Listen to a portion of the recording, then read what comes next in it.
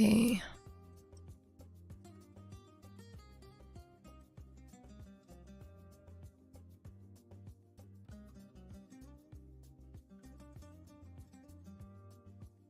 Hello, everyone.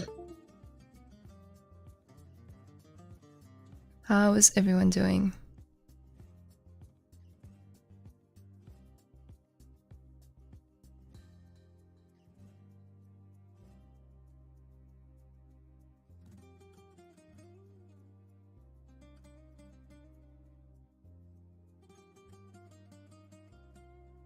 Hi, everyone in the chat.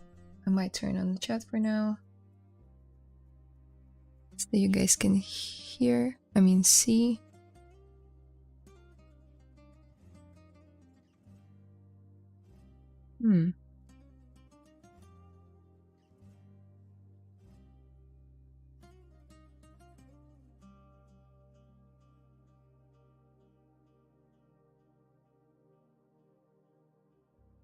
Don't mind me, I'm just looking for something. Here you go. How is everyone's day going? Hi Layla. Welcome everyone. Start the show now. We don't have all day. It's already 12 AM on my time zone and I'm still waiting you guys stream. Sorry about that. It's 6 AM here and I needed my time to prepare. Haha, beautiful. Thank you. So, haven't seen you guys for a while. Also, for those who don't know me, my name is Layla. I'm a 3D character artist in the animation industry, and I stream here. Last week, I believe, or maybe 2 weeks ago, I stream every 2 weeks now, we finalized the sculpt, and I didn't have much time to improve upon it. I've been kind of drowning in office work and freelance and just life stuff, health stuff. So I'll call it done until I have more time, because I have plans for maybe doing retopology for this guy and putting him in Marmoset. Kind of like full game character pipeline, but for a bust. That would be good. The other thing that I wanted to discuss with you, so wow, quite a few people watching. That's actually perfect. The other thing I wanted to show you is another character that I started working on, and it's this one. Might have seen snippets of her on my Instagram. I did a blockout not so long ago and I uploaded it there as a time lapse. But this is sort of this general lady. Yeah, in the Overwatch / Valorant / like Apex Legends style. Still a blockout, I guess, for some of the parts. But yeah, really learning a lot with stylized folds and how I should place them. Learning about like areas of rest versus areas of interest, stuff like that. So the reason I bring it up is I wanted to ask you guys if you would like me to work on her, because I can show you a concept.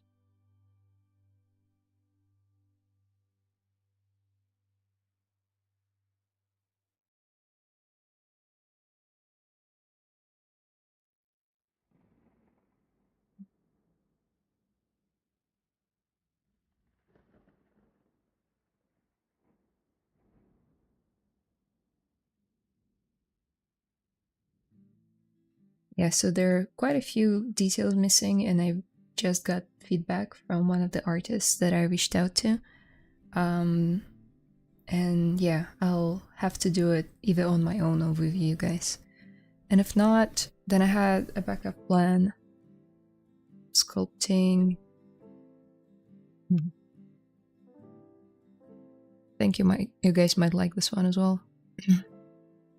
Ooh. Sculpting this guy.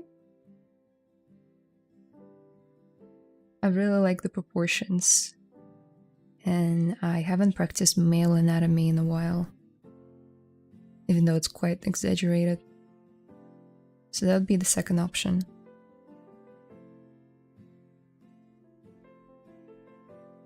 So if you could let me know in the chat, that would be awesome.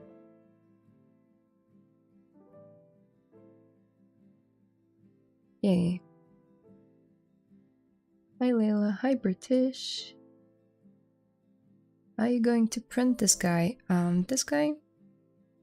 That would be cool to maybe add a stand and print him. Maybe. I don't have a printer though. I used to, actually 2 of them. One of them I bought for myself just to play around with 3D printing. Didn't go very well because you need very good ventilation in your apartment or house, which I didn't, so don't make my mistake. And the second one I won in Sculpt-Off in 2020, I believe. As the first place, they gave me a form-free, very cool printer, and then it was too big for my apartment, and again I couldn't ventilate it, so I couldn't keep it, unfortunately. Okay. Work on her. Okay, 1+ for the girl. Yes, please work on that. On that is what? Work on her. Okay, the girl. Hello gal rack. Work on cape. Yeah, that's the next one. Do it. Like the stream. Like the stream, everyone. Awesome. How's the music, by the way, versus my voice?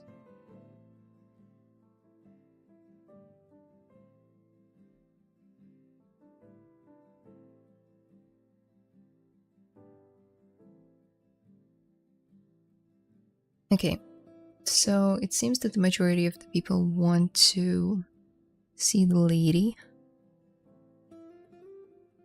So I shall work on her.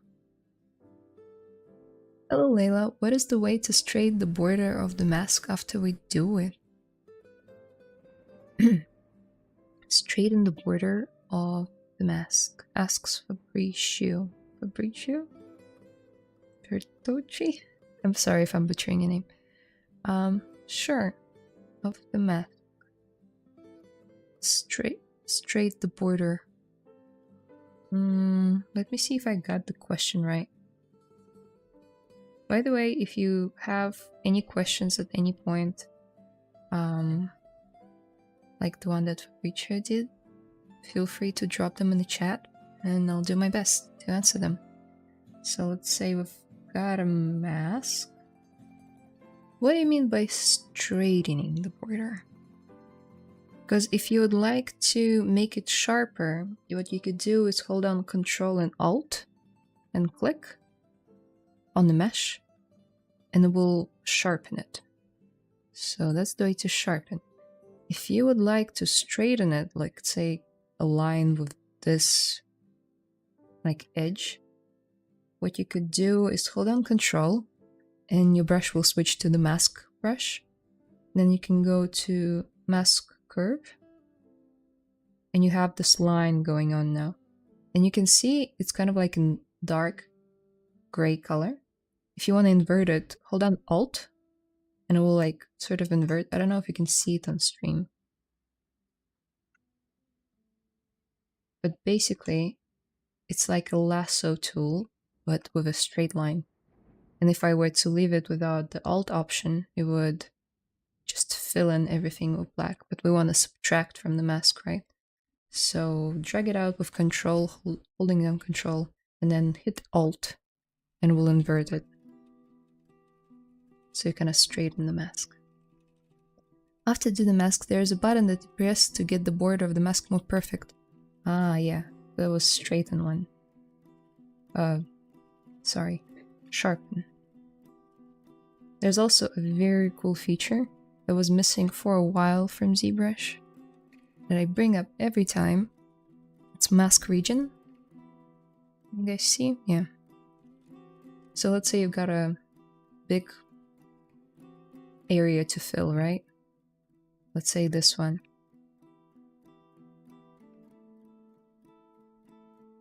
And I can sit and like try to manually fill it in. No, you can say analyze region, draw anything, even like a dot, and then fill region. And it didn't work. Analyze region, fill region. That shouldn't be happening.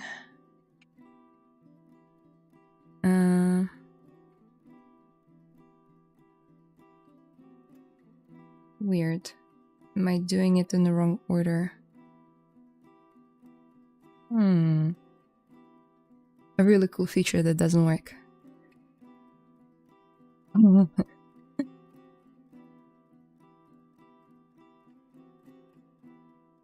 Yeah, okay, now it works. Who knows? So yeah, draw out a mask, analyze region, then draw like a dot in the area that you want to fill in, and then you fill it. And to sharpen it, again, Control, Alt, and click. You can also find this feature if you don't want to use hotkeys under masking, blur, or sharpen. Blur mask will blur it, sharpen will sharpen it. There's also a boost mask, so it will sort of like grow it, but to an extent, because there's also a grow mask, which is different. Anyway, play around with that. Very powerful tools over there.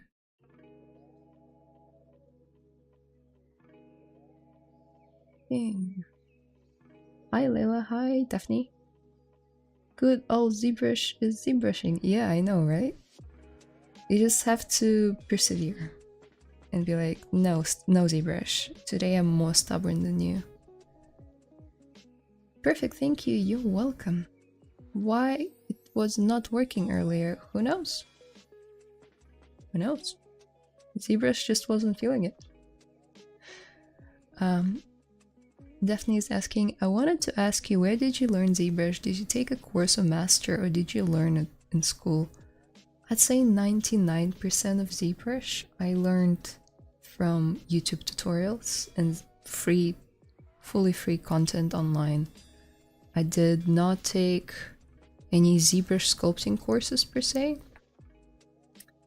All of it was, I mentioned it a lot. The artist that inspired me when I was starting out was Polygon, like Polygon but with an F.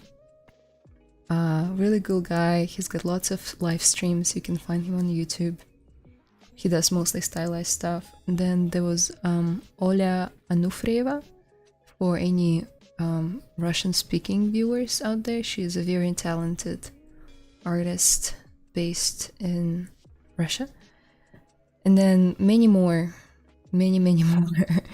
that I can just sit here and name for the next like 2 hours, but we don't have time for that. So just pick someone that you really like, and chances are they have YouTube or Instagram where they post their work, sometimes time lapses, sometimes streams, and try to get on streams and watch it. Sometimes those people will even do feedback sessions, which are just invaluable. It's just so good to get feedback when you're stuck, and it can be hard to find unless you know where to look for it, like communities in Discord and stuff like that. There are a lot of supportive people in the industry. Okay.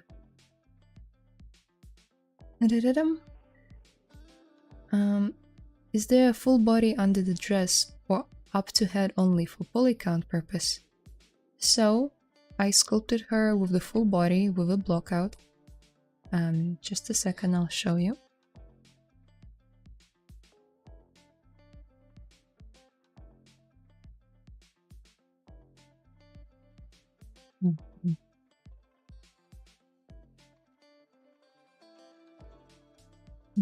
This one should work.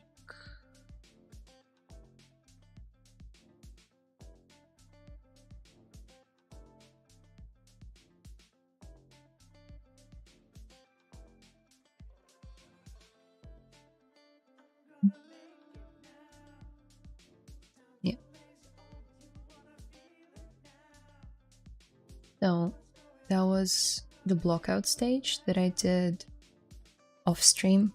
Majority of the work was done off stream, but that's why I asked you guys if you wanted me to continue working on her, because next time I see you, the character will be much more further down in the pipeline. Well, in the sculpting anyway.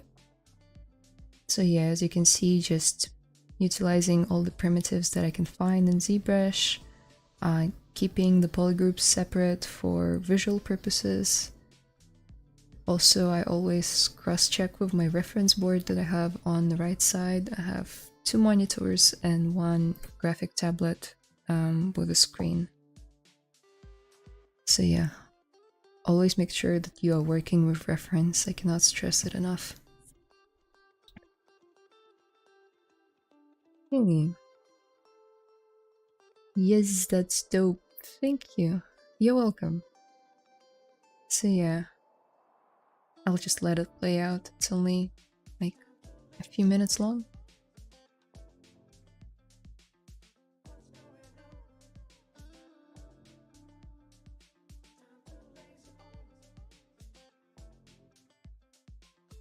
And the reason why it's important to do that is that you have a really solid base to go off of.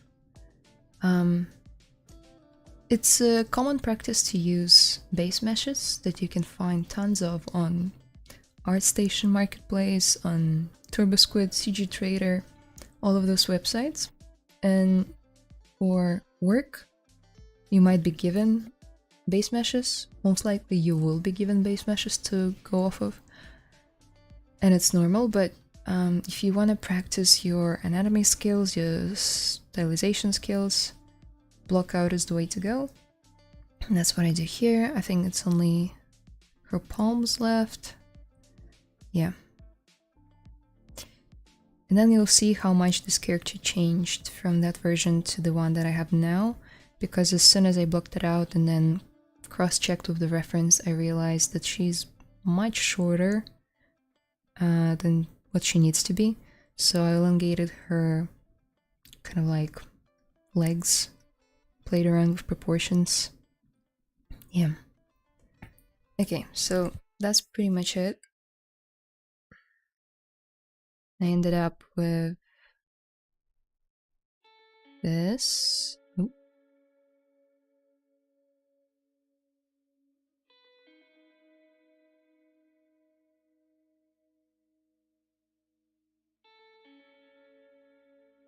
Not gonna flash her bum for too long, because sometimes YouTube can be unpredictable.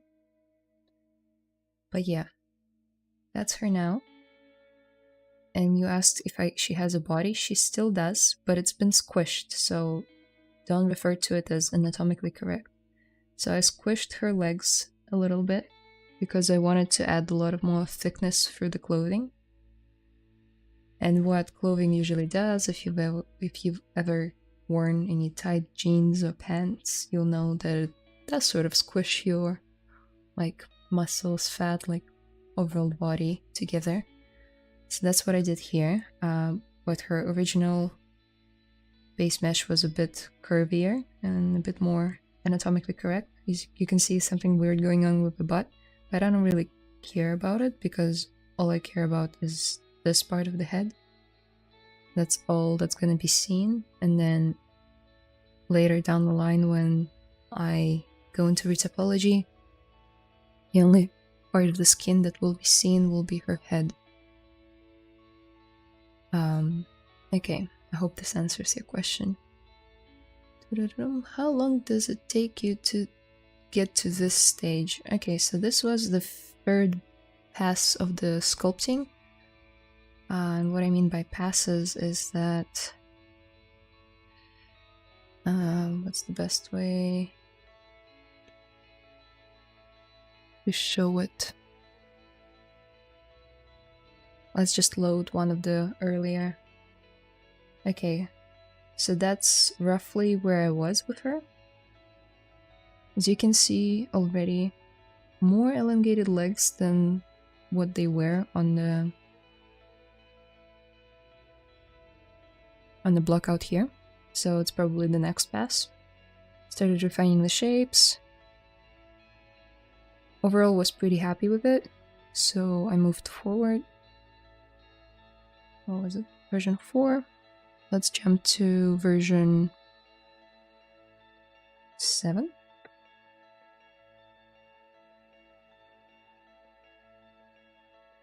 As you can see, in version 7 I blended everything together. Losing some definition in the legs, so I might have smoothed it out for whatever reason. Her hands aren't looking their best at the moment. Yes, that's version 7. Then let's jump to version like 12. And she will most probably have clothing on at this point.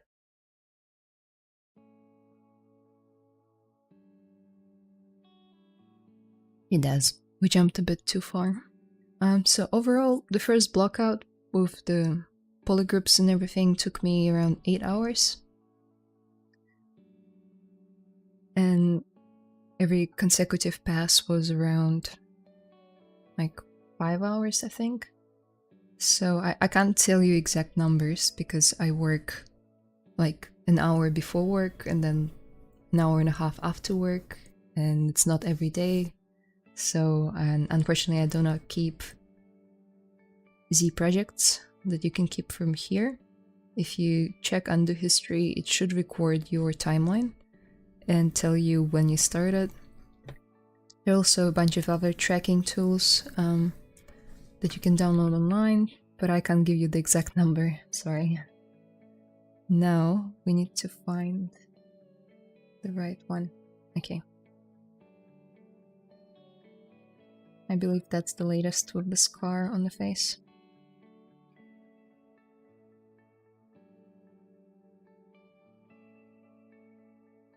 Wow, the chat is very active today. Awesome.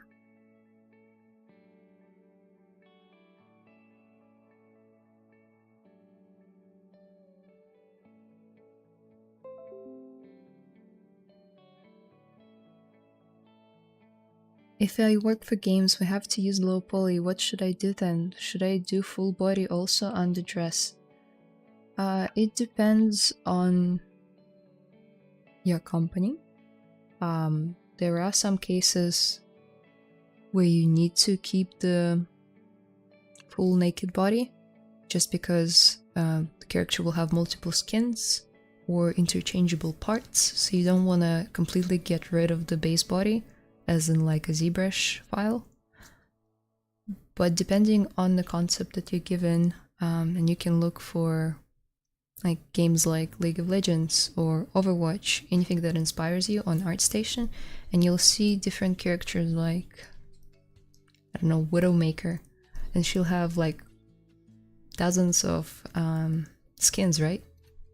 But the model remains the same, and in some skins she has more skin, I know, like you'll see her arms or legs, and in the others it will be fully covered by armor or some sort of costume. So you will need to have body stored somewhere in case if you're like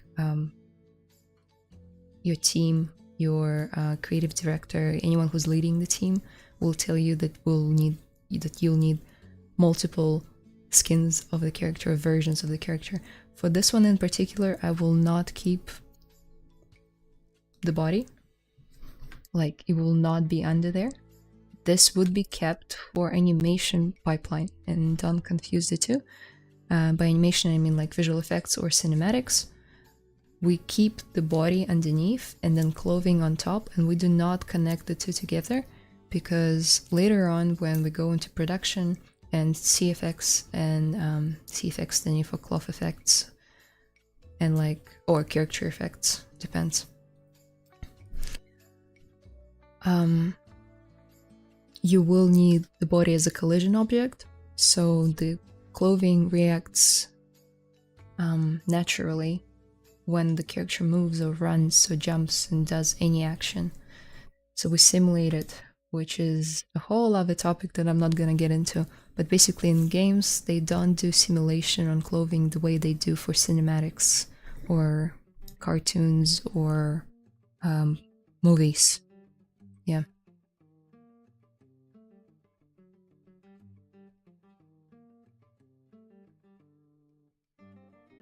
Why talk show category instead of art? Topology.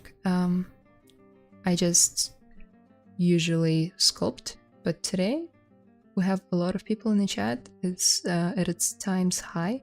It's 337 across 5 platforms.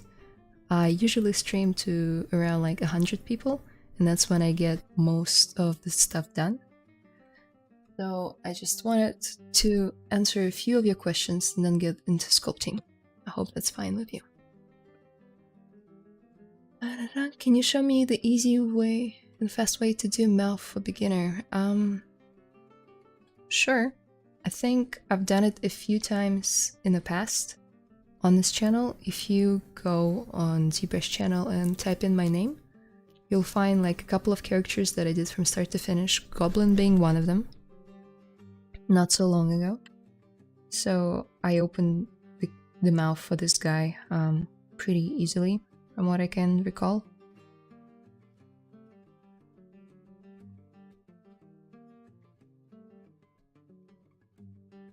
Okay, so I guess I will read the questions and I'll keep the chat for now. And as I sculpt, I'll read them. Okay, one more. Is it difficult to get into the 3D industry as a character artist? I'm asking because I'm still a student, almost finishing my bachelor, so sometimes it seems really intimidating, this kind of talent. I'd say out of all the positions in modeling that you can get, 3D character artist would be the most challenging. Not to say that environment art is simpler in any way. Sorry, I'm just gonna scale it up for my reference and see how her face changes.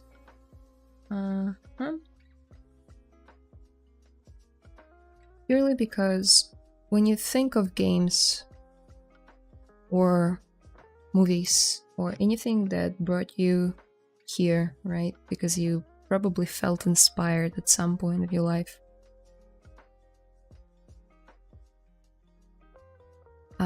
Characters occupy around 10% of the whole workload that you'll have to do as a team.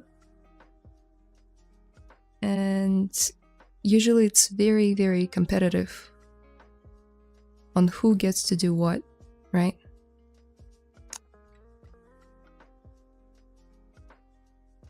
So I'm not gonna discourage you from getting into character art design or modeling, because that's where I'm headed, that's where I'm working, and it's really fun, and if that's what inspires you, then you should pursue it.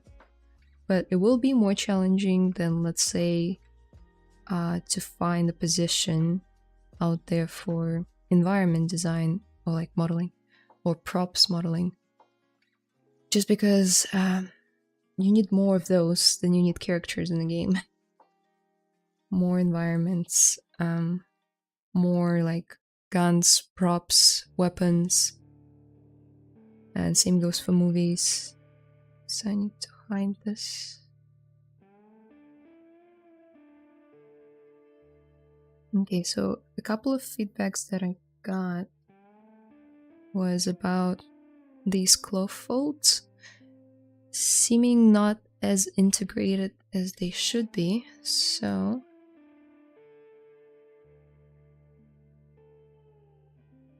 what I should do is sort of blend them out into the main mass a little bit better.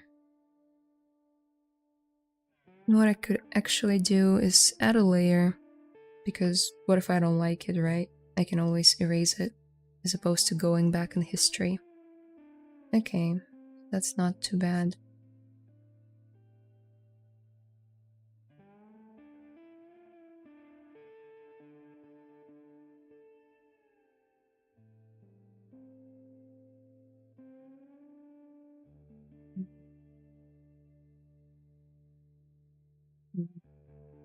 Maybe a small one here.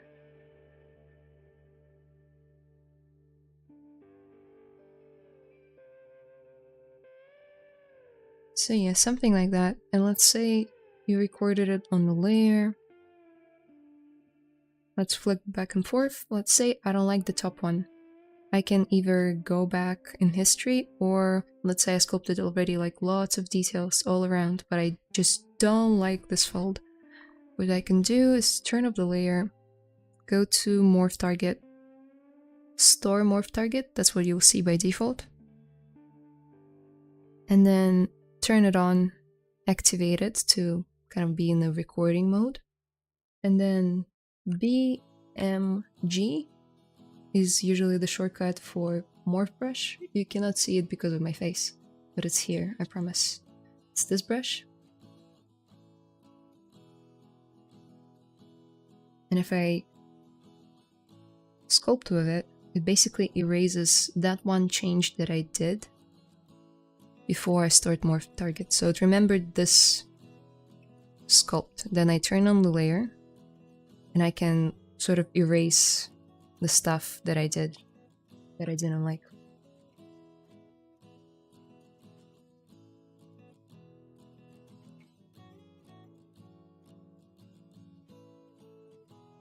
I know it might be a very common thing to do for some people, but I get asked quite a lot on like layers and how to iterate on the process, stuff like that. Okay, so let's say it's fine for now. That's out there. Oh, the talent that's out there. Yeah. Try like, I don't want to seem this like Miss Sunshine or anything, but I also go on ArtStation every single day.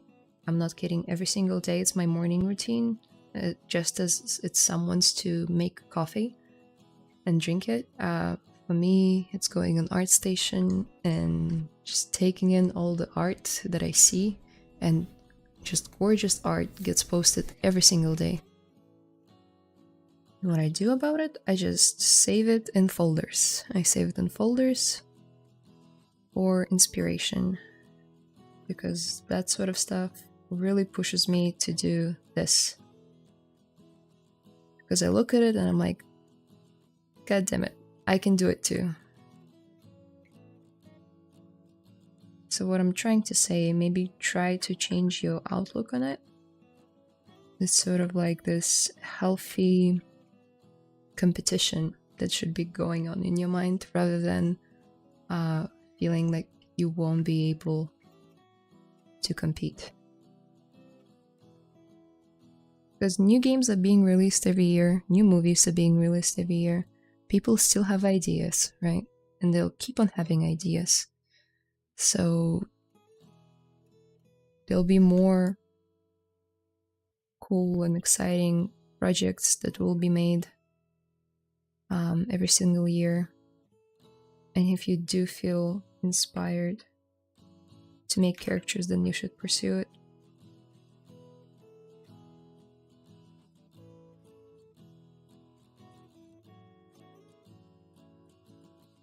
I'm just looking for like sharper angles. One thing that I could do, choose move, and then you can turn on AccuCurve. Boy, do I remember where it is. I think it's in brush.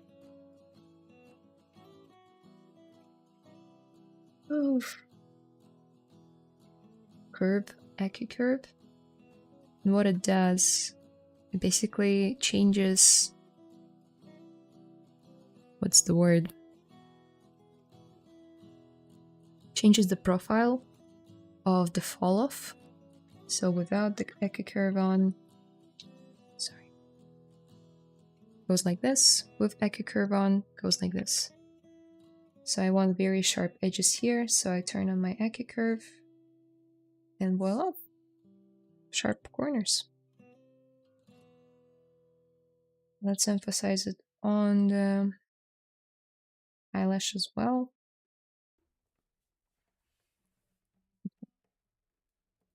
Might have forgotten to turn on the symmetry, so I'm just gonna mirror and weld. Mirror and weld. you go. Same goes for the top of her eyes. We need a sharper angle there. Let's turn on symmetry this time. Boom. Boom. Oh no, now she's got like this puppy eye look. I think we went too high with this corner. So let's turn off Echo Curve. Select and mask this corner. Blur it out. And now I can like place my gizmo and sort of bring it down. You could also do it with Move Brush, but I feel like I get more control of it when I do it with the gizmo. Transpose tool, sorry. Was it transpose? Yeah. Okay. Hey Layla, looking good, so clean. Thank you. It's Ashley in the chat. Say hello to Ashley. She is amazing. How are you today?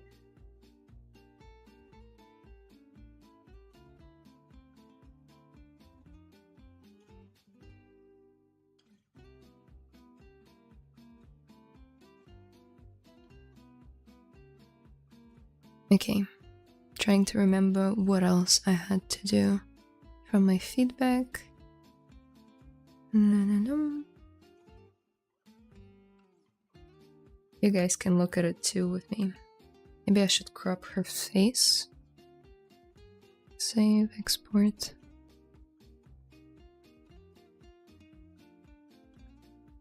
And then let me delete this one.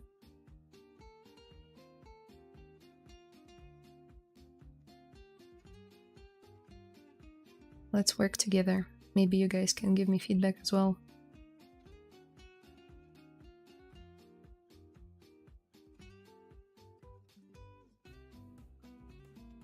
Cool, thanks for answering. You're welcome. What was your question? Okay, what's lazy mouse? Can you explain? Sure. I'm standard. So let's say I'm drawing like a scar, an additional scar on her face. Oh, cannot do that because I have spotlight projection. So basically it's trying, ZBrush is trying to project this image onto the model. I need to turn it off. So let's say I'm just doing a very complex scar. And let's say my hand today is not very steady. What I could do instead is turn on lazy mouse, like it's set to very minimal amount, so it barely does anything at the moment. But if you drag it out to something like 25, 23, it might be hard to see. But there is now like a red line that is smoothing out my movements, similar to the smooth setting in Photoshop when you're texturing or drawing anything in Photoshop. There's a smooth brush or smooth something. So if I increase it, you'll see it more evidently. So basically when you need to be very precise and draw like very intricate detail, you can use it. I don't use it as much, but sometimes it can be very useful. I think they meant the talk show category on Twitch instead of art category, in which case, not sure. Haha, Layla. Oh, right. Yeah, I wasn't sure what they meant either. Sorry if I misunderstood. I am not in control of the categories on Twitch. I only just plug in and go.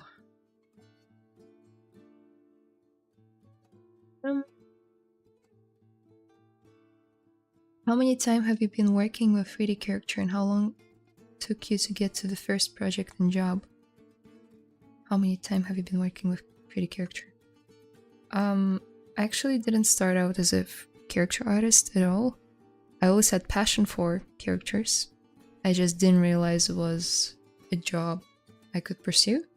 I was already in 3D industry, but I was doing effects actually in Houdini, like destructions and like water explosions, stuff like that, and some procedural modeling in Houdini as well.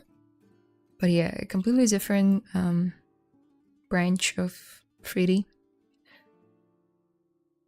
And that's how I got hired. To this day, I believe it's one of those professions in demand. There aren't a lot of Houdini artists. Like, it's getting more and more user-friendly, I guess, because of how many tutorials it gets nowadays. But back in... when did I get hired? In 2017. There was still like quite a bit of shortage. So I got hired, and then I realized, oh wow, I don't want to do it. Really quickly.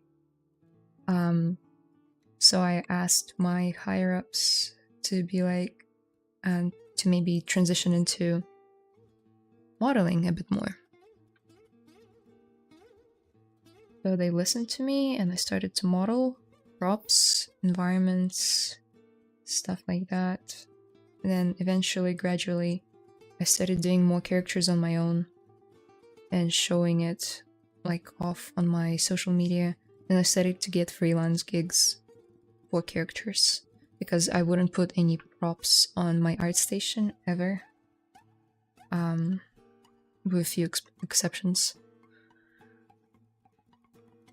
Purely because I'm not very interested in props. As part of the character, sure, but on their own, it's not where my passion lies. So what I'm trying to do here is create these flatter areas for the scar, because of the nature of the character being very stylized. I need to sort of maintain the stylization in everything I do on the character, including the scar.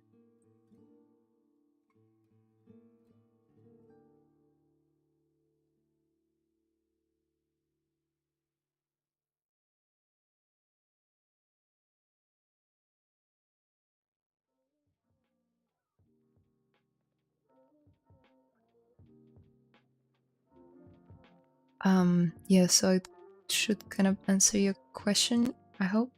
I got hired straight out of university because my portfolio included Houdini work, I believe, but also it included some character work as well that seemed to impress the employer. But yeah, do something you're very passionate about. And I know it sounds cheesy, but as an example, as part of our curriculum in university, well, more like college, 3D college that I went to, we were given, I believe, like 8 weeks or so to make our final project, maybe 6 weeks. And everyone picked their own thing. Somebody made like mechas, somebody made environments. I picked this guy.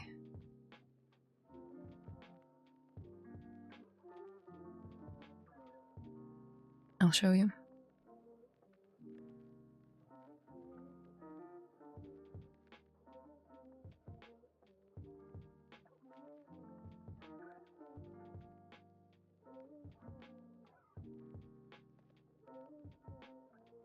It was a while ago, but I picked this guy.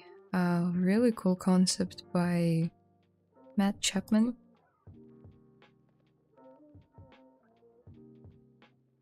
I don't know why I did not include it. Here you go. It's so funny. when I saw it, I was like, yeah, I want to make it. And yeah, that's what I did. And it attracted a lot of attention. Now looking at it, there are a lot of things I would want to fix, but no, not at this point. At this point, it's too late. It's a very old project, but I did practice character sculpting, character grooming, shading, look depth, texturing, yada yada yada, posing, composition, stuff like that. If I could do anything to it now, I would probably not put it on a gray background, because it makes it look cheaper. Yeah, anyway.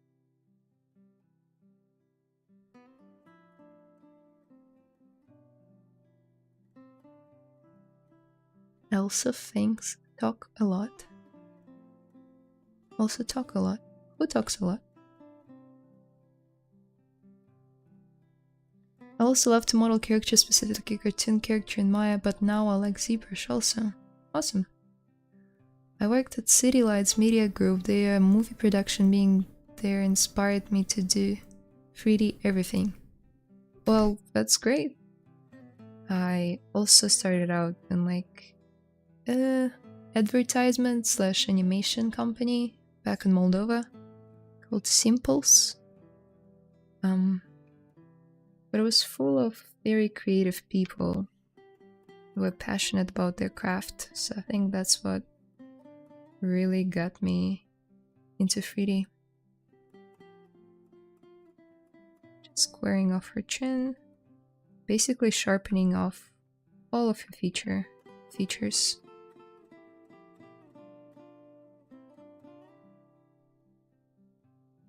Same for the nostrils.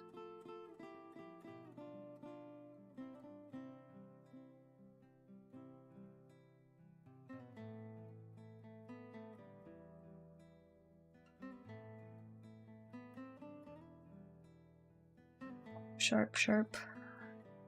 So basically, overall feedback that I got was that you need that I needed to sharpen up most of the transitions to sell this idea that she is this very strong, maybe even to a point intimidating woman in, I don't know, in power. Right now she's got quite a lot of soft features on my model, and she doesn't look as strict, I guess. Also, here she is bald. Might be a good idea to keep the cap off for now because it's creating those shadows on the face. Turn off the hair as well for now.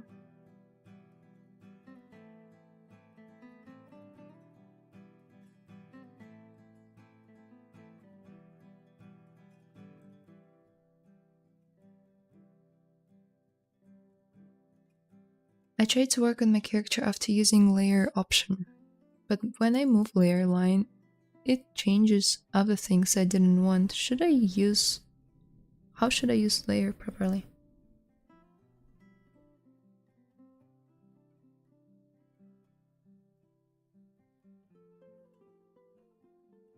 So usually if you create a layer on a character,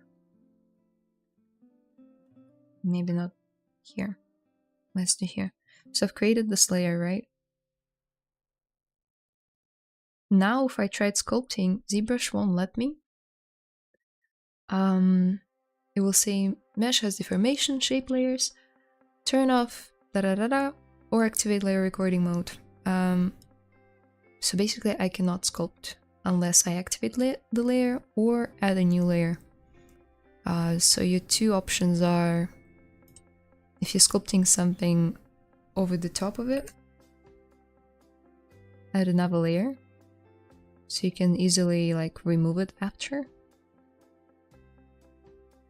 Even if I like do smoothing here right now and then remove it, it will go back to the sharp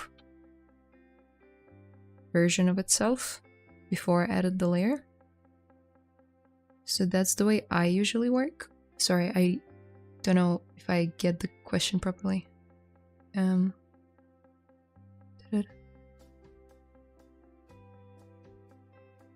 Seems like a new red alert Natasha skin. What is this? Oh wow.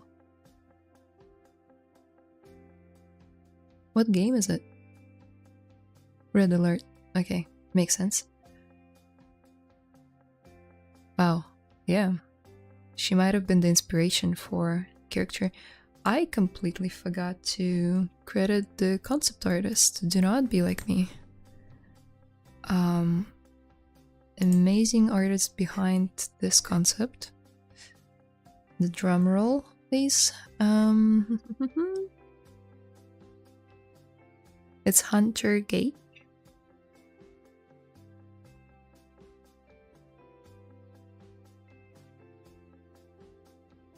I'll just write it down.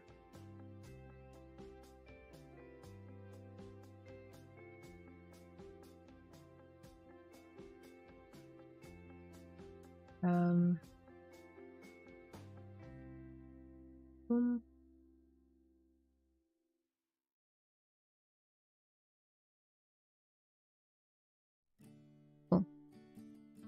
You should be able to see it now.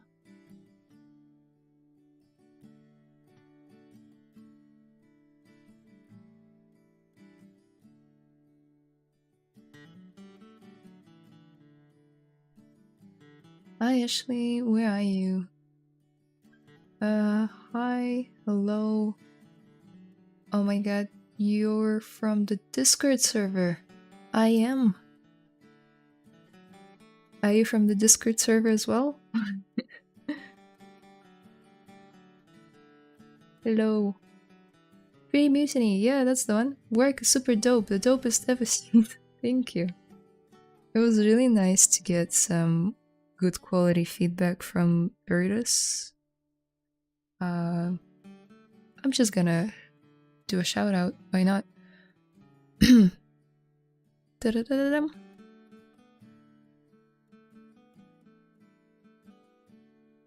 But there is this really cool guy. He goes by 3D Mutiny on YouTube, but he's got like Discord server and like his own channel. Really cool tutorials and feedback.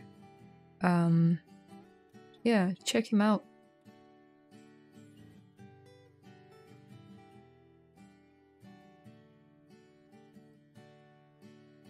Hi, if my client wants textures file, I must send it to him or not? Ooh. Good one. It should be stated in your contract agreement. Did you agree that you will provide both models, textures, what else, like rig, animation? What's written in your contract? If they're demanding textures even though it wasn't specified, then no. But if it was specified, then yes. Yo, new Nen Gates, I remember you from Mike's stream. Oh, cool. Hi Layla, hi Derek. Cool concept, is she from a game? No, but she could fit in the game, right? She definitely could. What was the other feedback? I believe it was around the bevels on her armor. Let me show you. So, exact feedback was, I know it's not perfect, but you see how beveled these areas are? It's quite thick and smooth, and mine are very sharp. And same goes here. Pretty smooth. This one's sharp. But over here, yeah, I need to smooth it out.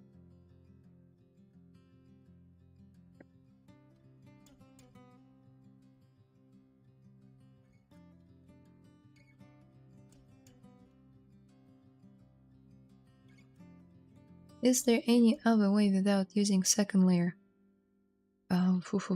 You asked about Tried to work on my character after using layer option, but when I move layer, line changes other things I didn't want. How should I use layer properly? Again, the other thing you could do is just bake all, which will bake your changes, and now you can just freely move stuff around without adding any layers. That would be my other suggestion. But other than that, if you maybe could specify your case a bit more in depth, then I might be able to assist you. But for now, that's all I can think of. Bye, got to go. Your work is awesome. Keep creating. Thank you. It looks like Fortnite characters. Is it possible to animate the ZBrush designs with other softwares like Cinema 4D or Autodesk Maya? Thank you. I was going for a similar style. Like I have a lot of Overwatch, League of Legends, Valorant, and Apex Legends. Is it Apex Legends? Yeah. Characters on my other screen, so that's where I'm getting my inspiration from. Fortnite characters seem to have a bit less details than those. So not quite what I'm going for, but nevertheless, really cool characters. You can definitely animate characters in Maya and Cinema 4D and Blender and many more. I believe industry standard is still Maya. What you will need to do before you do that, like, you can see this topology, and by topology I mean the wireframe, is no good, no bueno for animating characters. For hard surface stuff, it might pass as okay, but still, if your character needs to bend, and will most likely have to, you have to draw proper topology.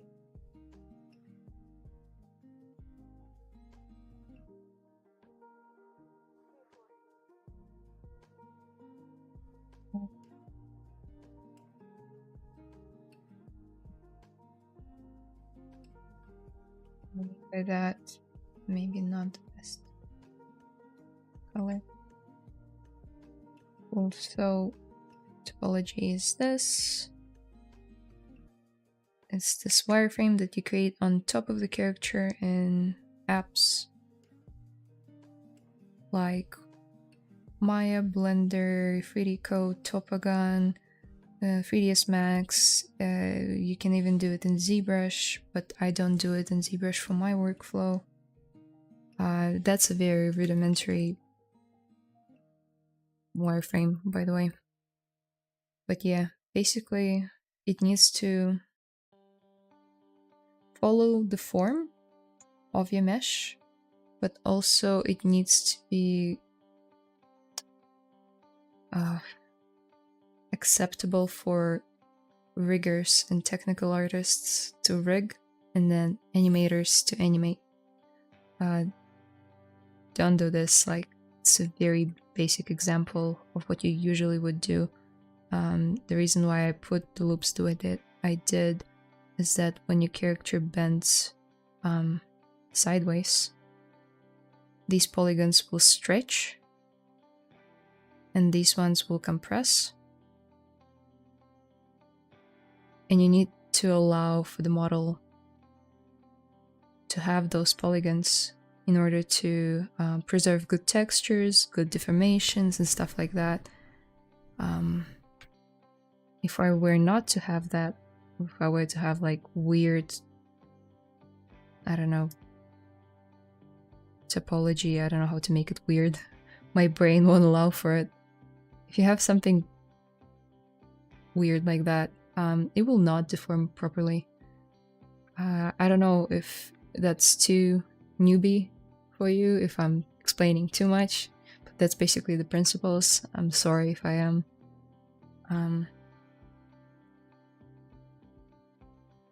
Yeah. So, sculpt first, then retopology, then usually UVs, then baking, and then texturing, and then you can parallelly, usually in the industry, once you're done with topology, UVs, and baking, even prior to that, you can send off your character for rigging already, because it's rarely, the process is rarely one step at a time. How would I say it? Basically, you're not alone in the team, and the other artists waiting for work to get done.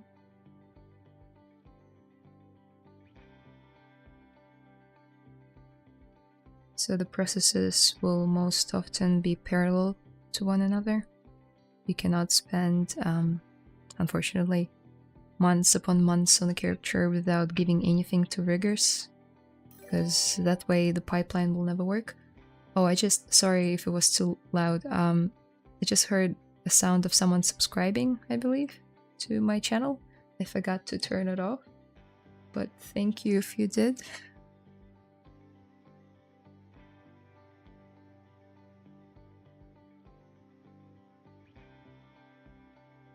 Yeah, thank you. I think it was Andrei Drozdov.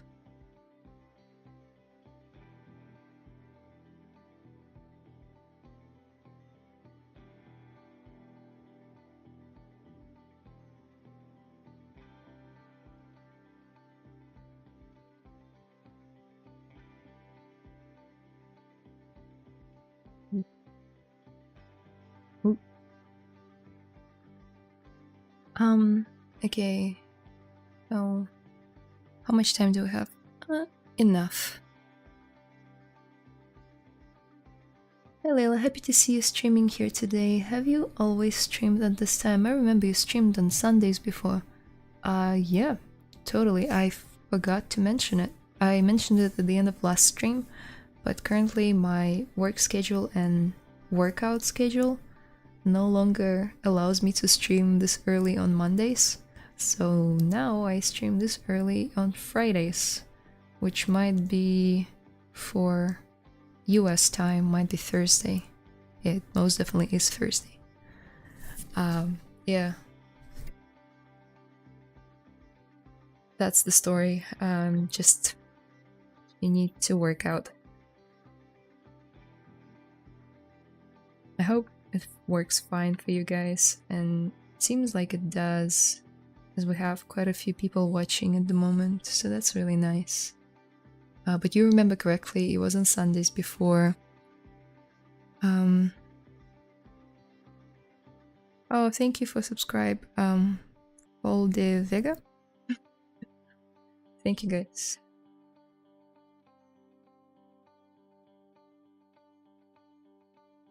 Once you have those pinches on the skin pad, how do you go about refining those odd edges?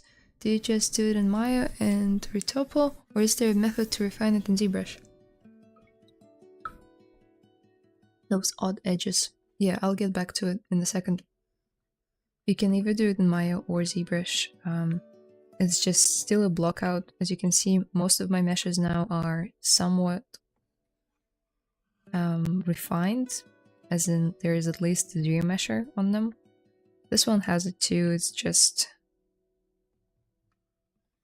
Oh, that's higher. I really don't remember how to turn off that sound, and if it's very loud, I'm sorry. So, the shin guards are sort of the most unrefined object in the scene at the moment, compared to everything else, so it will require more work.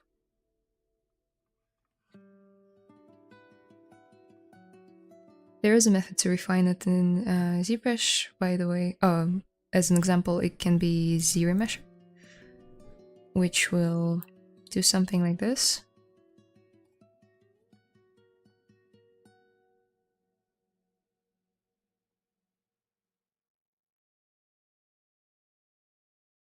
Which is not perfect, but it will sort of smooth out those edges. Might not be the worst thing ever.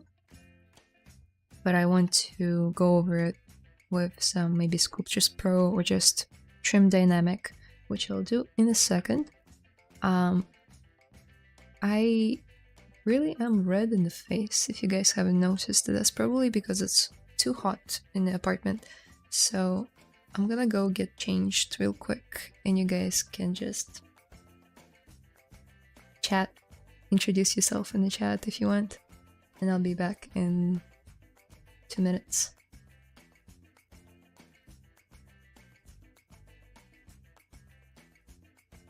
Ta-dam.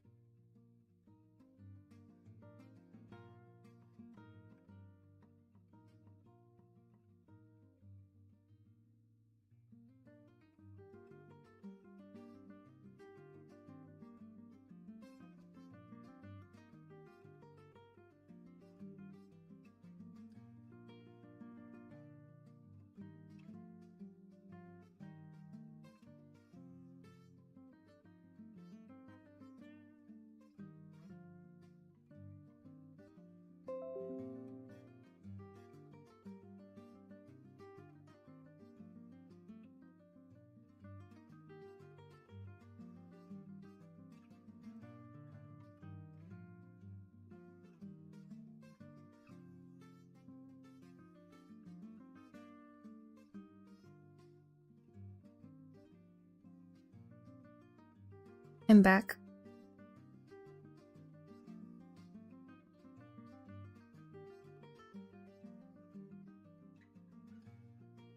How many topology polygons is the max for characters in video games? Definitely that's a very good question, but a very complex one. Which game? Is it a mobile game? Is it a AAA game? So many questions, because it will depend on your team and your company you're working for.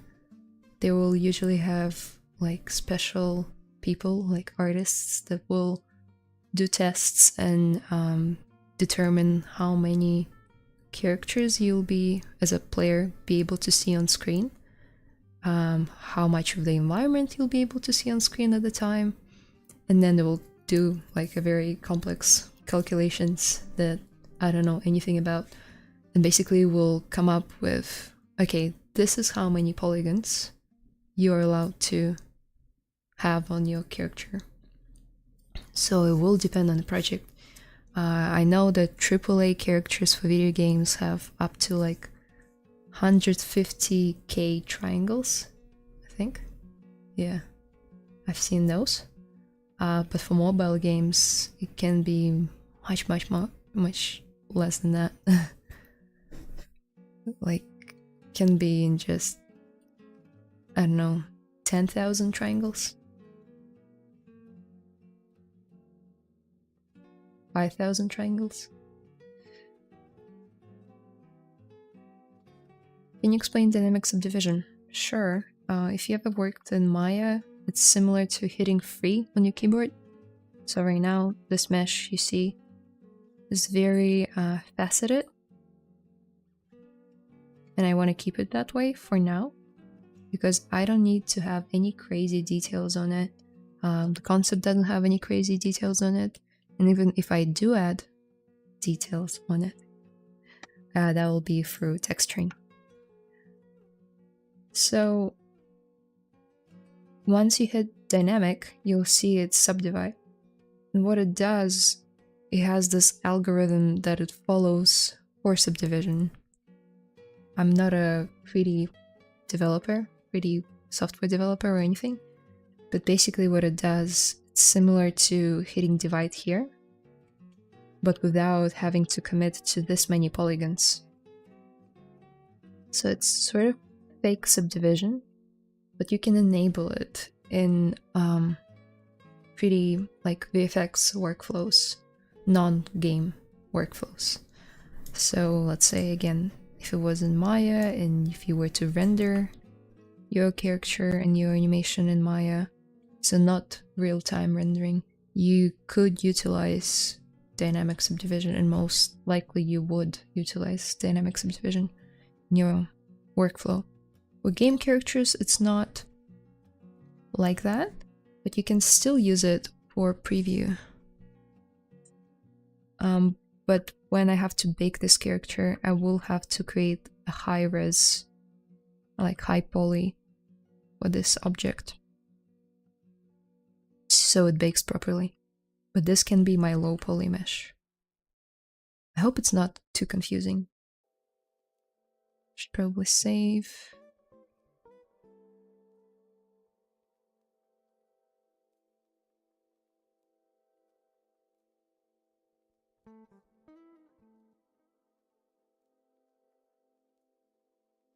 Wow.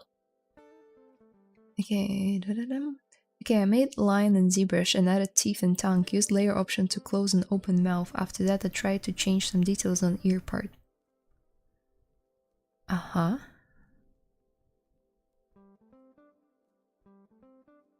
So just add a new layer and change the ears with the layer of the open and closed mouth still there. How is the ear interfering with the open and closed mouth? Oopsie, sorry. No, it's okay, it's okay. I'm a bit behind on the chat. But the changes are added to layer. I don't want the changes added to layer. That's my question. Thank you. There is no work around that. You either bake your open mouth and then draw on it without the layer, or you add another layer and sculpt the ear on it. And then you can still have the ability to switch between the open mouth of the lion and the closed mouth of the lion. And the ear will exist on its own layer. You can call it ear or whatever. That's to the best of my knowledge. That's all. There are some like other stuff that you can try to play around with. I never use it. Layers can be a little bit unpredictable with ZBrush. I can ask some very knowledgeable people after the stream if you want, and then I'll come back to you in 2 weeks. Or you can hit me up on Instagram and I'll see what I can do. There's also an option to merge down. Maybe you could try that if you want to have both the new ear and the open mouth on the same layer. Okay. So how should I work on this part? Yeah, sorry, that's the best that I know. Can you explain the pipeline, how models from ZBrush are further taken to other softwares to make it fully game ready? I think I mentioned it before briefly. To explain the full pipeline fully, that would take a standalone video on YouTube, which I'm pretty sure they exist already. So I'm not gonna get too much into detail. So in a few words, you make your high-res sculpt, which is what we're working on right now. It's high-res sculpt. And then you have to do some calculations in your head on how many texture sets you're gonna be using. Texture sets being... oh, how would I explain it?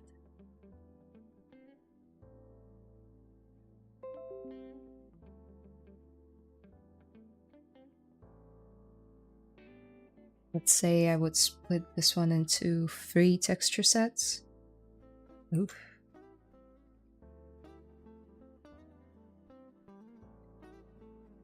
Maybe... okay, this one.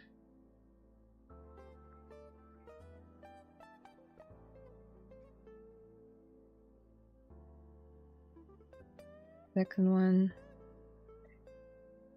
it's really on a whim, and that's probably not my final decision on how I'm gonna split her up.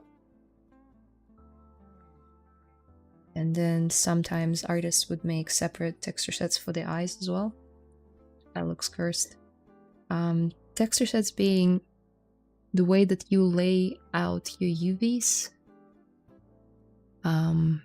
in your software of choice. Can be ZBrush, can be Maya, 3ds Max. You pick your poison. And it's important because you will think about it when you do retopology for your character, and then UVs for your character, and then the way you texture your character will and bake your character. Like, there are so many steps involved that I cannot put it in just a few sentences. It does truly deserve its own video. But simply put, high-res sculpt, then retopology, UVs, baking, texturing, and then you can rig it and pose it, or you can pose it in ZBrush, or you can use Character Creator 4, which is what I used for my Zeri piece on ArtStation, if you've seen it. Really powerful software. And then you can render it in Unity, Unreal Engine, Marmoset, Toolbag, anything you want that is real time. Oh, awesome. It works fine for me. I'm in San Francisco. It's Thursday morning here, so I can watch while I'm at work. Also working on 3D alongside you. Awesome. It's amazing. What are you making? Unless it's under NDA. Then don't tell me. I'll be fine.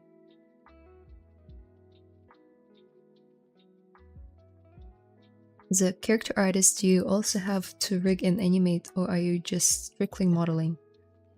Ooh, some smaller scale productions, like companies consisting out of like 10 people, and they exist. Yeah, they might ask you to rig and animate, but I don't do that at all. My job is to high poly, low poly, UVs, bake, texturing, sometimes look dev, like shader setup. That's it.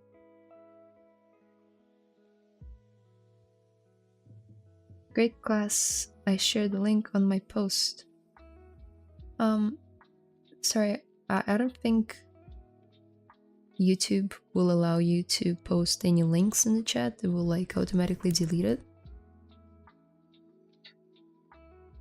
Or you mean like on your post somewhere else? Okay, we have like half an hour or so left. Let's bring in this concept art and see what's going on. One of the major things that person who was giving me feedback noticed was the scale or her feet and her shoes basically being twice the size of what I have right now. And one easy way to check for that would be to put her somewhere here. As you can see, I did it quite a lot, so most of the proportions should match up pretty nicely. Obviously, perspective being 2D won't be 100% match. I can rotate her around slightly, and yeah, you can see how big her shoes are, her feet are. And the reason why it's important, well, first of all, you want to hit the concept, right? Second of all, it sends a specific message to the viewer when they see this character, that she's very like grounded and strong, and when she has very tiny feet, it might not send the same message.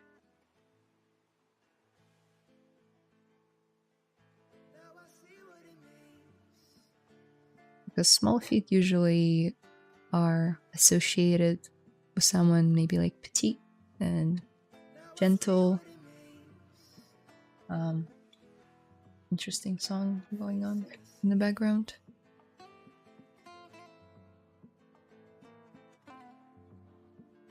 So yeah, scaled it up. I believe now, because I set this character up in Maya, her feet are now clipping through the ground, so I'll have to fix it after the stream to pull her up.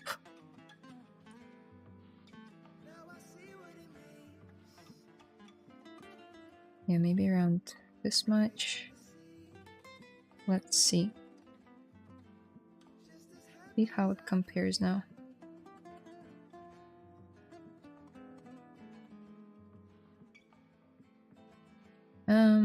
Yeah, not bad. Maybe I would even like make them slightly wider.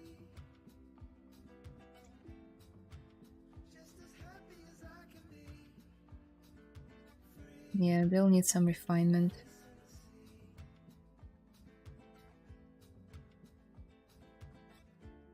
With this, I might need to widen her ankles as well. Wonder if I have any layers here. Doesn't look like it.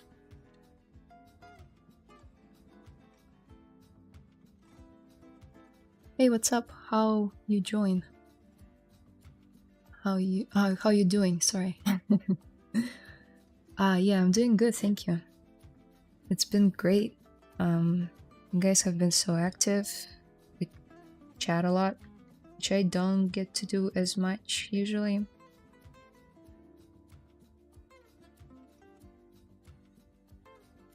Because the chat is usually quiet and I just sit here and sculpt in silence. I'm kidding. I usually just talk about random stuff. Okay, so what happened here? I think it captured the... Yeah. So be very mindful of your inner side of the geometry when you're using this mask, because your topology on the front might not necessarily match the topology on the inside. Sorry. Topology on the outside might not match the topology on the inside. And when you do this, it might capture something that you don't want. So you can just drag out the mask and position your gizmo in the way that you want it to be. Okay.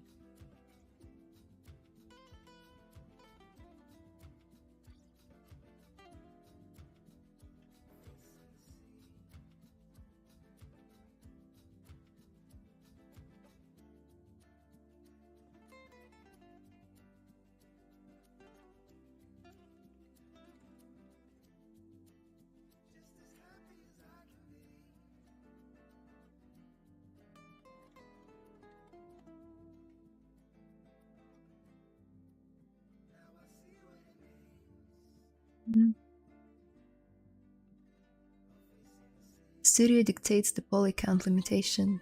Yes, exactly. And if you don't need it for animation gaming, like for figurine, for example, what would be the workflow for you in that case? Also, slots. And also going to start with creating a T-pose model and then moving to creating a pose for it. Yeah, there are a few really good tutorials for it online. You do not necessarily need to have the perfect topology for figurines. Actually, I'm just gonna link it in the description. Here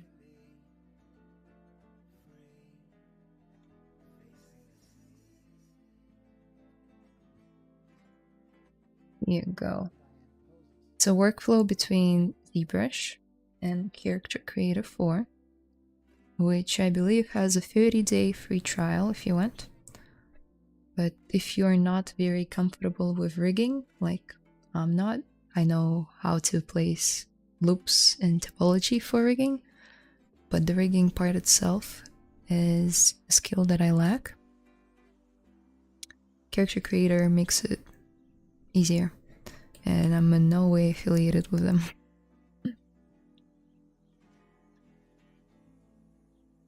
It's just a cool tool. I hope you guys can see it in the chat.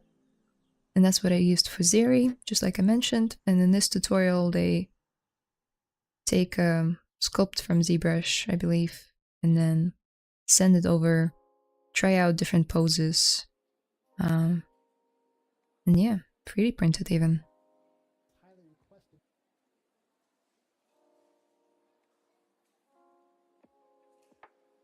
Hey Layla, this is looking real cool. Thank you, Enric.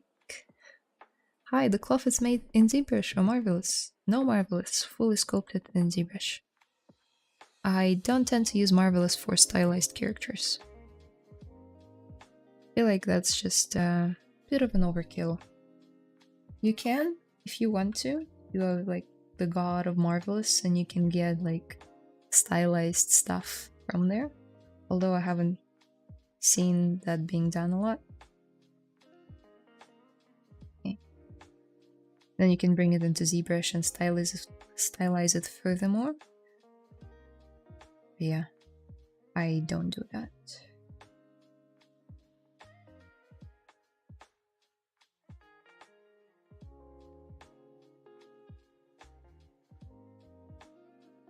Could you give some tips on operating dynamics?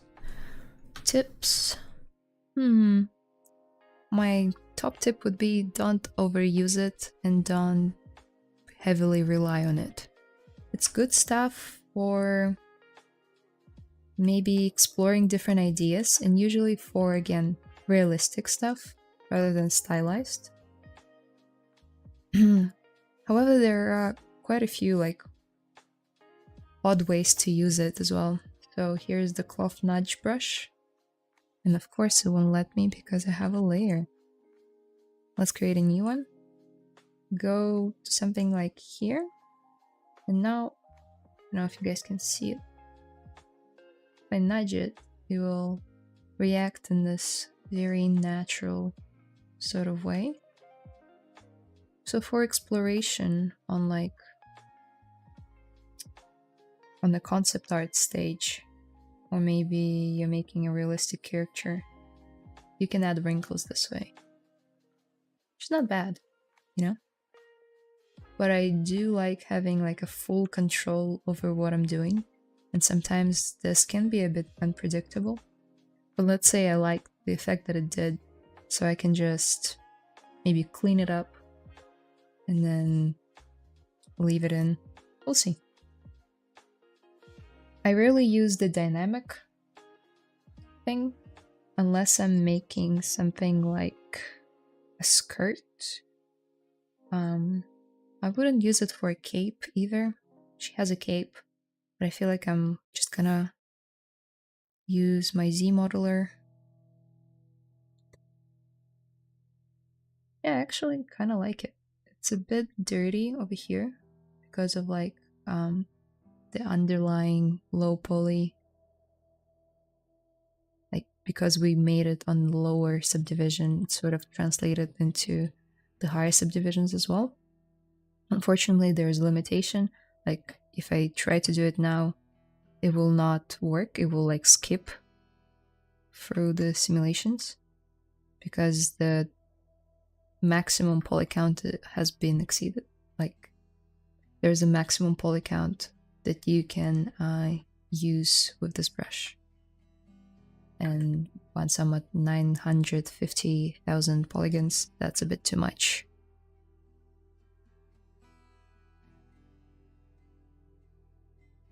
Anyway, that's a quick way you can use it, just to explore out different folds. Let's say here. Yeah, that's not bad. But again, for heavily stylized like this character is, I would manually sculpt it as opposed to relying on dynamics. I'm currently working on cleaning up various head blend shapes for character customization features. Awesome. Is it for a game or some sort of avatar? Hello, how do you make the wrinkles on your elbows look stylized? These were very simple. I believe you can either do like with standard, like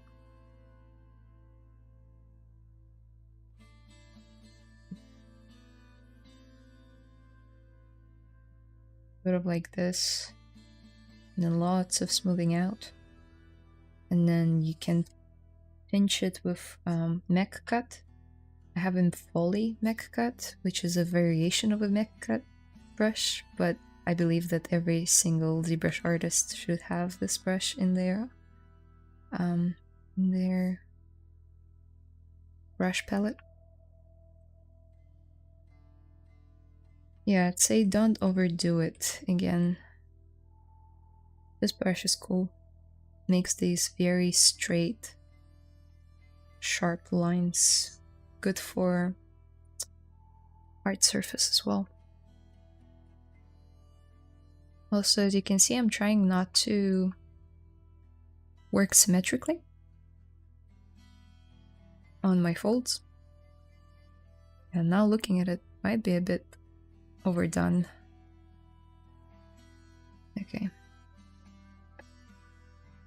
You use active perspective to sculpt? Yeah, I use perspective to sculpt. In some particular cases, I need to turn it off when I want to get like a perfect mask on something. So if I wanted to mask this one and I had perspective on, it might not like line up very well. Although if you have symmetry turned on, it doesn't matter. But there are some cases when you need it off, but mostly I sculpt with it on. I just crank it up to like 85 or 50, like maybe 60. I definitely don't work in this too much.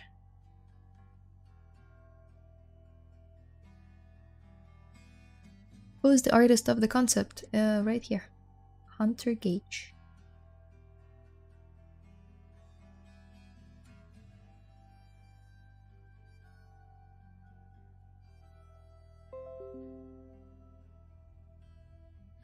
He's got really cool stuff. He's I believe he's an ex-artist from Blizzard. Now working somewhere else. Warhammer stuff today, nice.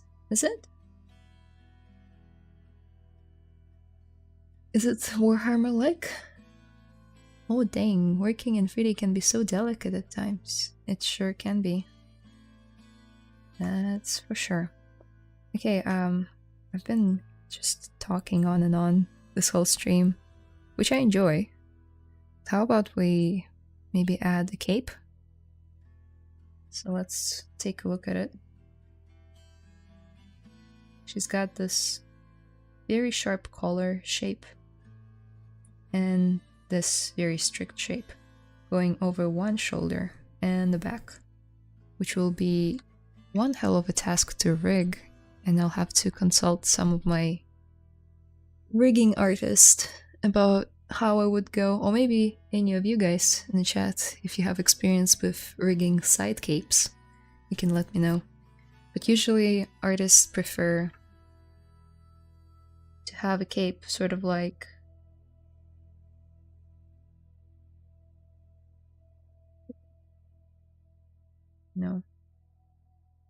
Oh, great. Good thing was saved. They prefer to have it, yeah, can't show it here.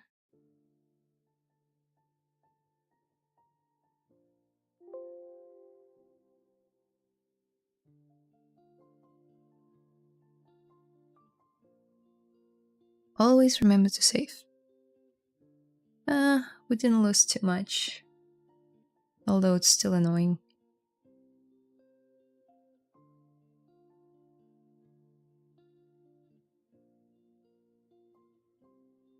Hi, who's the artist of the concept? Yeah, I think I answered that. It's in this corner.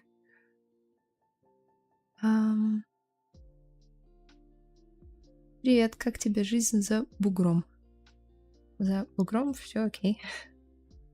Все хорошо.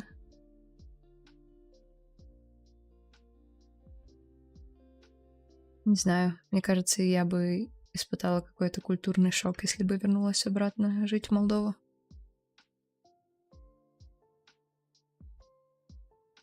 Я не знаю, может, там все поменялось за последние почти 7 лет.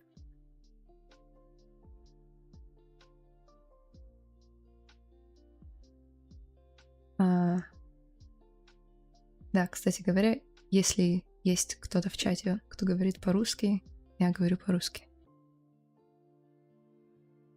Hey Layla, how you doing? Feels like it's been a long time. What happened to Zelda? What happened to Zelda? One of my forgotten sculpts. Yeah. She's still there. I think what happened is that I focused hardcore on Zeri, finished her, and then I was burnt out from making cute girls, so I found the concept of a very strict girl, woman, you know, something a bit different. Let's bring the concept back.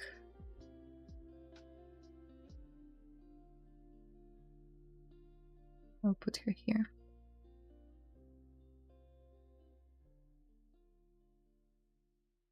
Hi Layla, how are you? How are your new sports routine? Glad to see you here with this new schedule. This character looks incredible. Thank you so much, Roger. Yeah. Thank you so much for asking. It's been great. I've been hitting my sports schedule just like I wanted to. It's been great. Yeah. I'm glad that I switched it up, and hopefully you guys don't mind watching me stream on Fridays or Thursdays for some of you from now on.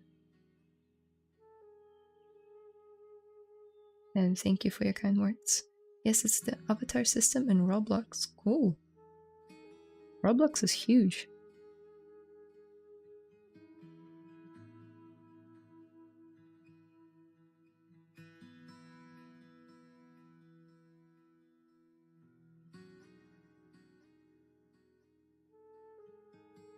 My niece adores it.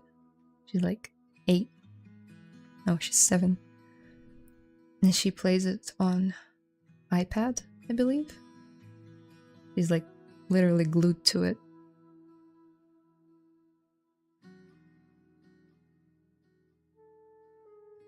She came to our house with the iPad once, and she was like showing me all her favorite games. Like Minecraft and Roblox, pretty sure. Does it come on iPad? Or am I just making it up? Okay, cape. So what I was trying to do before ZBrush crashed.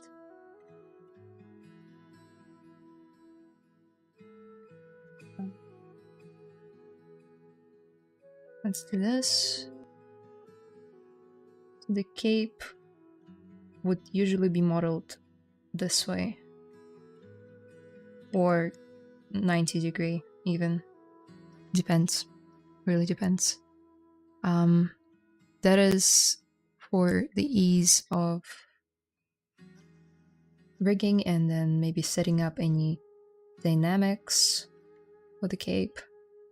But the thing is, I have a side cape which goes all the way to here, and I have a character in an 8 pose. So that'll make for a cool challenge. I think I'll block it out and then I'll cross-check with one of the rigging guys at my work. And then I might change it again. The easiest way to add it, in my opinion, would be to append a cylinder.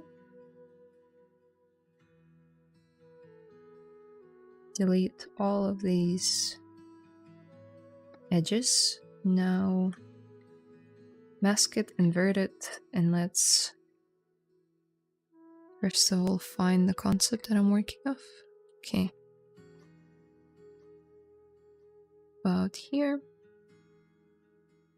And about there. So now, usually if I were to model it in pose, I would leave it like here. Could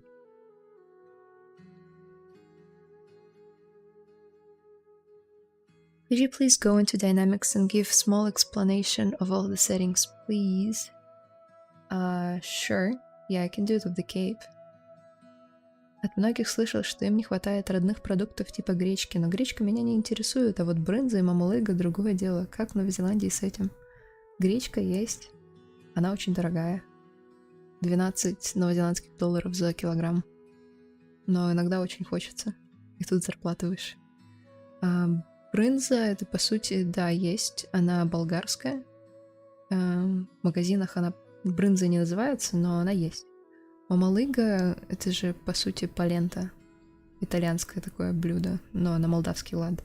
Поэтому, если очень хочется, то можно. Можно приготовить. Мы и плацинды готовили с семьей, когда очень хочется молдавской кухни.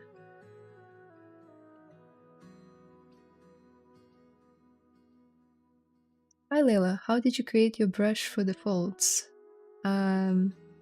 So you're talking about this one. I didn't create it. It's the brush by Shane Olson.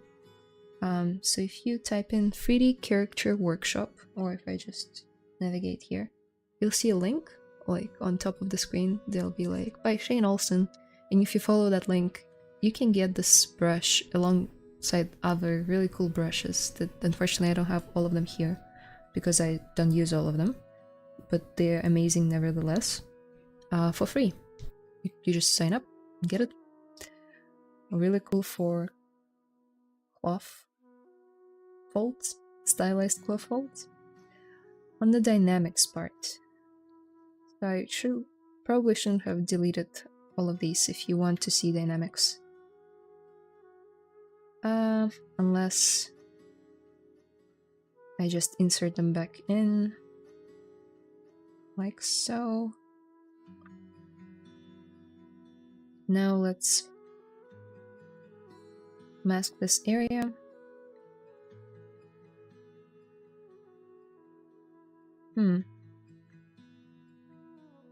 Maybe we could do group by normals and delete the top and the bottom. So now we have this tube. Delete hidden.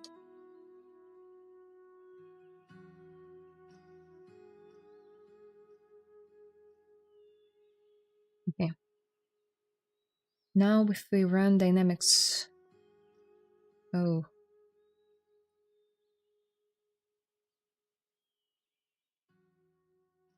Let's contract it.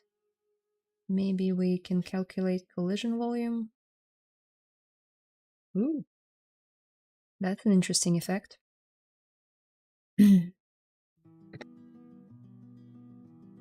Let's pin it to the side and you guys should be able to see all of the settings. So gravity basically affects how much of the gravity is going to be applied to it, how much of the pull towards the center of the earth is going to happen. And by center of the earth I mean like the y-axis.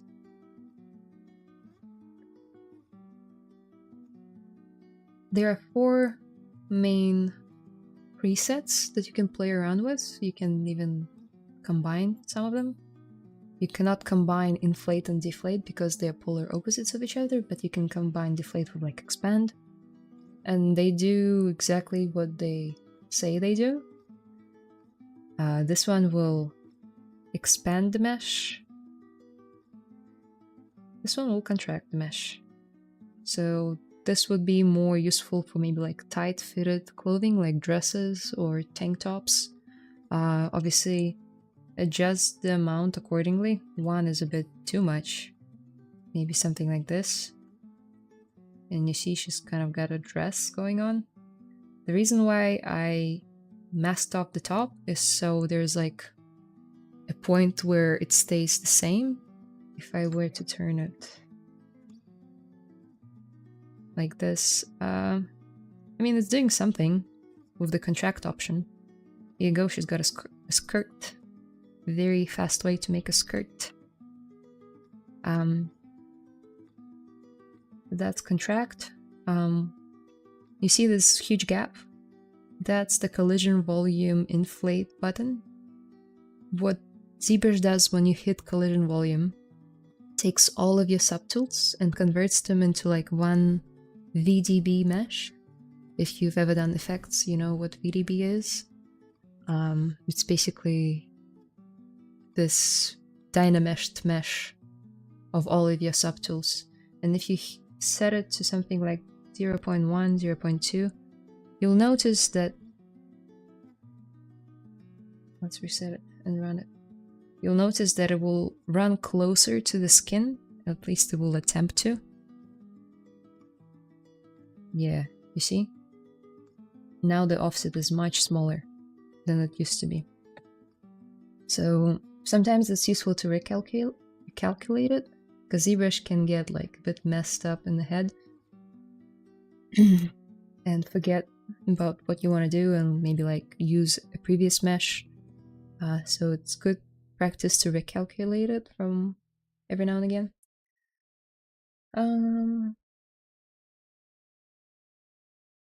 I don't use these two at all. Self-collision is an important one. If you want the cloth to collide on itself, that's a good one to implement.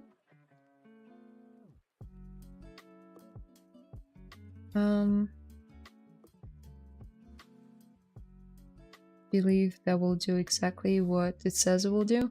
If you mask the points and you change it on masked, it will work on masked points.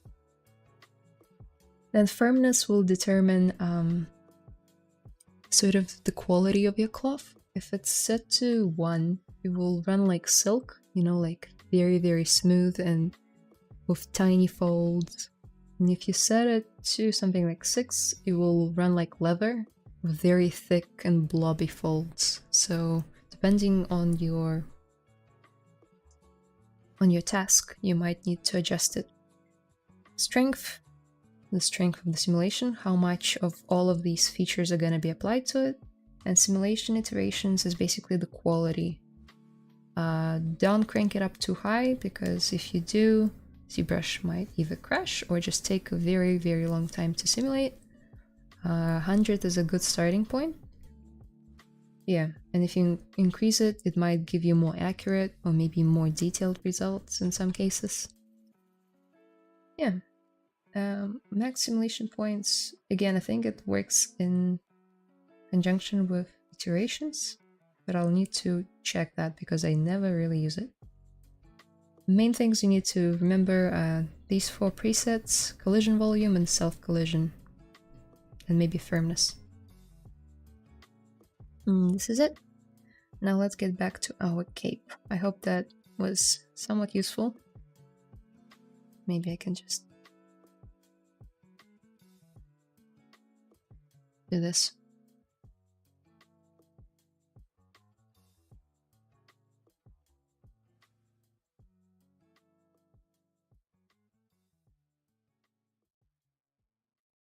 How do you make the 3D model look identical in the same pose as the concept? Well,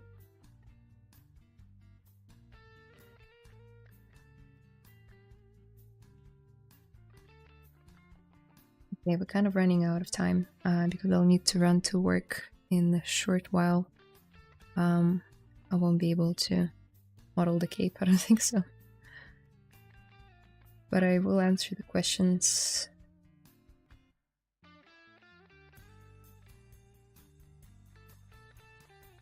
So that would be the base of our cape. Obviously, it's a bit more sideways, so we can turn off the perspective. So it's one of those cases when I don't need it on. And now... delete hidden. Delete hidden. Maybe, yeah, around there. And then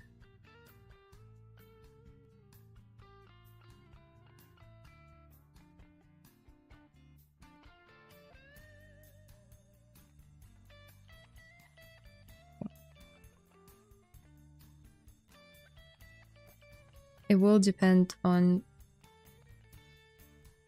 what kind of brief you get. And with the side cape is a little bit tricky in terms of how I would model it. Because obviously it still needs to be straight.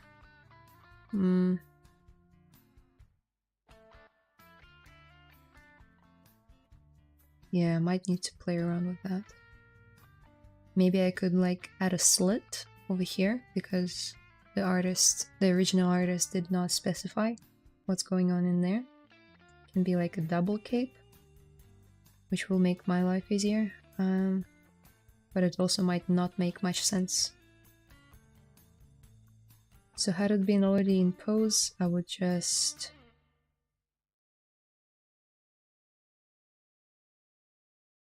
come on.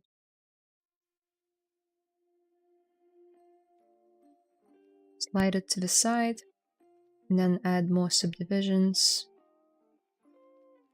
and then pinch in some areas, expand in some areas.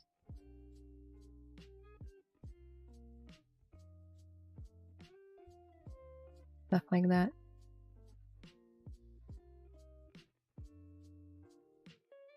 And then you'll get yourself a cape, but I'm running out of time, so it will have to be done on the next stream, which actually would be best because I'll have time to think on how I should execute the cape better. Yeah, but if you guys enjoyed it, let me know in the comments now, and then I'll continue working on her next stream as well.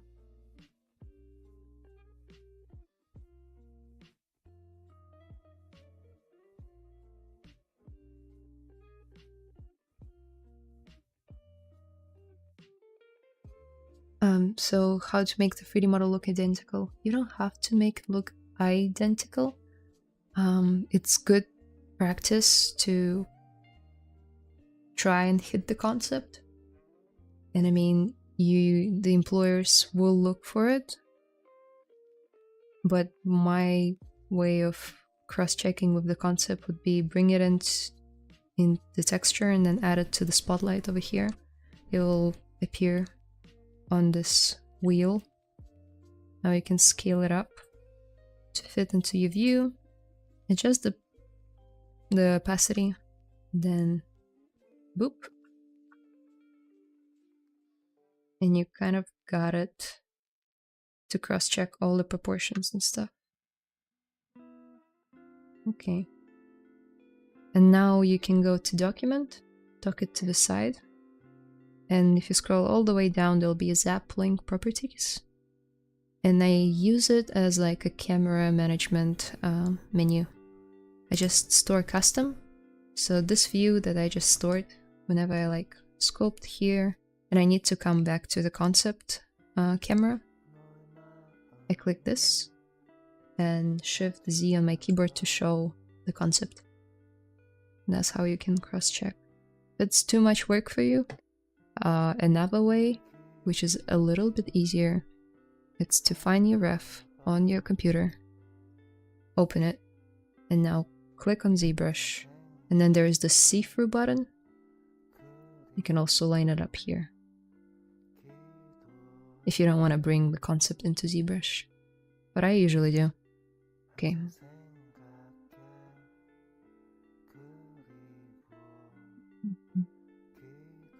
Haha, yeah, my nieces know more about Roblox than I do. I was surprised when I first started working there, and there are other styles of avatars other than the popular block one. Cool. Yeah, I don't know much about it, but it looked like fun. Мне показалось, что послышалось русский на Maxon ZBrush. Почему послышалось? Hey Layla, do you ever feel like you start sculpting but not get the result in the beginning stages? Do you get disappointed or keep going until you like the result? I always get disappointed when I start sculpting. That's the uncanny valley stage. The first 5 hours of sculpting, for me personally, I just don't like what I'm doing. Not much. That's why in my time lapses, you'll often see, I found a workaround for that. I focus on the part that I can do best, which is faces. So I will work on the face for maybe like 3 to 4 hours, and then I'll get it to the point where I don't hate it, and then I'll move on to the body and I'll block it out, which is not the preferred method of doing it, but that's my preferred method. Not preferred, like it's not the perfect method of doing it. Yeah. And what it does, it's basically pushing me to do stuff, even past this point of like not liking your work, because I know we'll get better, just like it did with the head. And it can be something different for you. It can be like hands or, I don't know, fingers, hair, anything you want. It can be tricky not to give up, but all I can do is just promise you that we all go through it, and it's normal to hate your work when you start because it does look weird. It's okay.